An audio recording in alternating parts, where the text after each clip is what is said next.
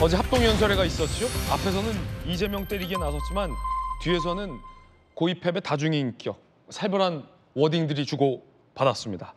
어제 부산 합동연설회 후보 4인방의 이야기부터 먼저 들어보시죠.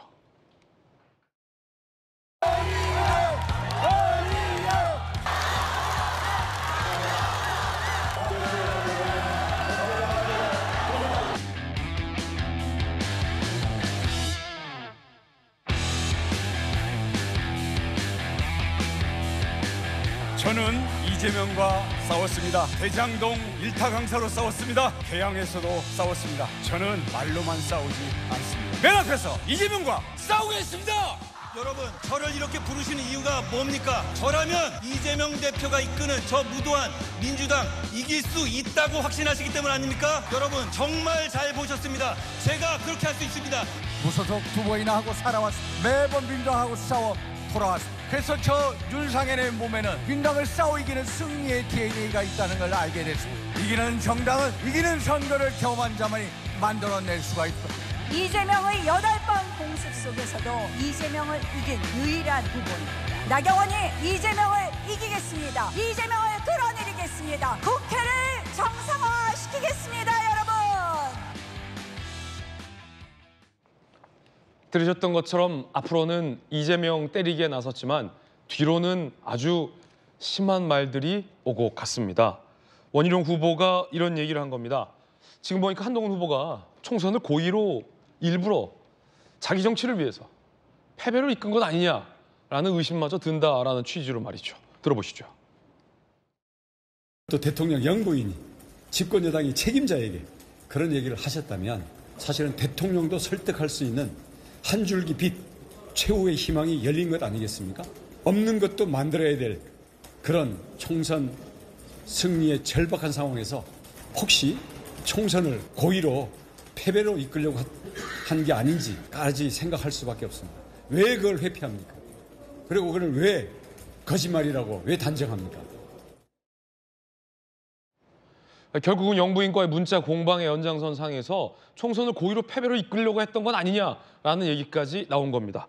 그러자 한동훈 후보는 뭐라고 답변했을까요? 방금 전에 원희룡 후보께서 고의로 총선을 패배하려고 그런 건 아니냐. 어제 선관위가 무서워서 마타도 네거티브 안 하겠다고 하지 않았습니까? 굉장한 태세 전환을 보이셨는데 오늘 아침부터 다시 신나게 마타도 합칩니다. 저는 이런 다중인격 같은 구태 정치 청산되어야 한다라고 말씀드립니다. 먼저 어제 제가 말씀드렸죠. 제 가족이 공천에 개입했다는 거. 그거 계속 도망만 다니고 싶잖아요. 그거 먼저 답하고 얘기를 하고 하시죠. 늘 이런 식으로 오물을 끼얹고 도망가는 방식. 이게 원희룡 후보가 말하는 그 자랑스러운 정치 경험입니까? 저는 배우고 싶지 않네요. 다중인격 같다, 구태정치다라고 한동훈 후보는 격하게 반발했습니다. 총선을 고의로 패배로 이끌었다, 다중인격자냐. 정말 살벌한 표현들이 오고 가고 있는 겁니다. 원희룡 후보가 얘기하는 한동훈 후보가 지난 총선을 고의로 패배로 이끌었다라는 주장, 과연 국민의힘 당원과 유권자들은 어떻게 생각할까요? 왜냐하면 지난 총선에서 한동훈 비대위원장이 원희룡 후보의 지역을 꽤나 많이 방문했었죠. 이렇게 말입니다. 어디든 가서 정정당당하게 승부하고 싶어하는 후보들이 많이 있습니다. 그중 한 분이 여기 계십니다. 여러분, 설명이 필요 없는 우리의 원희룡입니다.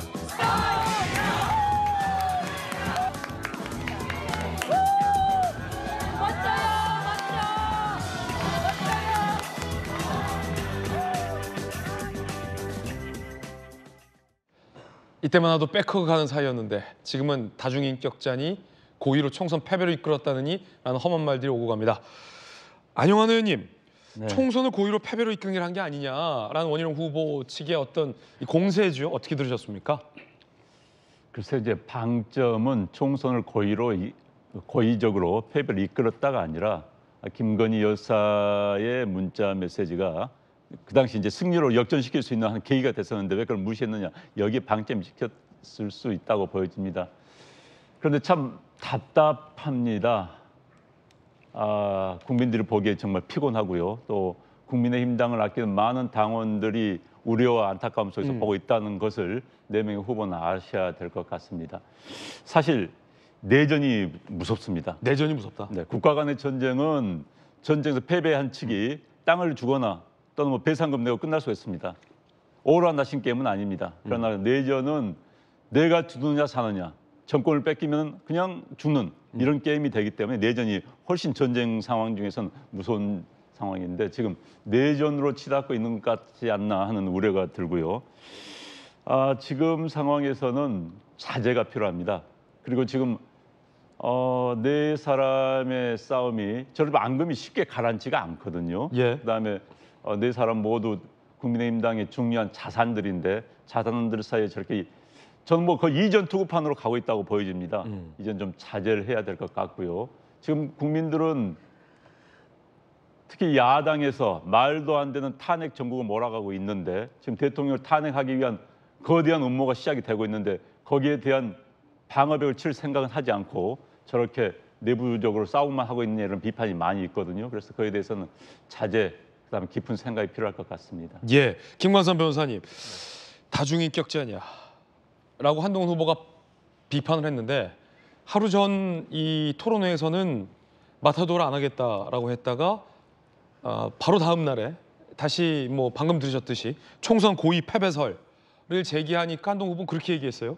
그런데 좀 안타까운 게 이 두 사람이 사이 좋았던 모습을 보면서 많은 원희룡 후보 지지자와 한동훈 후보 지지자들이 두 사람이 사이 좋았을 때를 굉장히 그리워할 것 같아요. 다시 백허그하는 사이로 우리 돌아갈 수 있을까요? 저는 이제 거의 불가능하다. 불가능해요? 그건 불가능하다 보고요. 한동훈 후보가 이제 다중인격자 얘기했잖아요. 예. 저는 뭐 그 다중인격자는 동의하지 않습니다. 이중인격자 정도는 동의할 수 있어요. 지금 왜 그런 얘기를 할 수 있냐면 저 브로맨스 막 했잖아요. 예. 그런데 전대하면서 사람이 달라졌단 말이에요. 그다음에 또 엊그저께 TV조선 나왔을 때는 정책과 비전, 정치적 리더십을 가지고 얘기하겠다고 해놓고는 또 뒤에 가서는 또 저런 말도 안 되는 얘기를 하고 있잖아요. 그럼 이건 이중인격이죠. 앞과 뒤가 틀린 것을 우리가 이중인격이라고 하잖아요.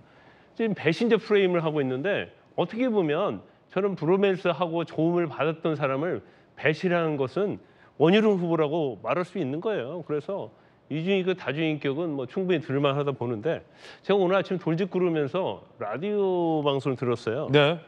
그런데 거기에 민주당 출신의 유인태 전 의원이 나와서 이런 얘기를 하더라고요. 원희룡이 왜 이렇게 망가졌는지 모르겠다고. 옛날에 원희룡이 아니다는 거예요. 그럼 옛날에 원희룡과 지금 원희룡을 보면 이중적인 거죠. 사실 옛날에 남원정이라고 해서 소장파로서 당신은 야당으로부터 상당히 많은 기대를 모았던 사람이거든요. 그런데 갑자기 이 총선에 뛰어들면서 이제 마타도를 아주 상습적으로 일삼고 있으면서 지금 아까 뭐 유인태 전 사무총장이 원희룡이 망가졌다고 얘기했는데 이제 본인만 망가지면 상관이 없어요. 근데 이제 국민의힘이 망가지고 있고 김건희 여사 대통령까지 망가지는 행위를 계속 하고 있는 거예요. 그래서 저는 지난 TV조선 토론 때 여기서 멈추려고 하는구나. 자기가 했던 행위에 대해서 이게 오히려 역풍 불고 잘못되고 있다는 걸 알고 있을 거라고 생각했는데 오히려 끝나고 나니까 더 뭐 총선을 고의를 패배했더랄지 이게 한 발 더 나간단 말이에요. 그러니까 뭐 저 원희룡 후보를 막을 사람 아무도 없다. 그러면 결과적으로 우리가 저런 행태를 23일 전당대회 끝날 때까지는 계속 참고 봐야 한다. 저는 그런 생각을 합니다. 예, 김광선 변호사님의 어떤 개인적인 견해라는 말씀 드리겠습니다.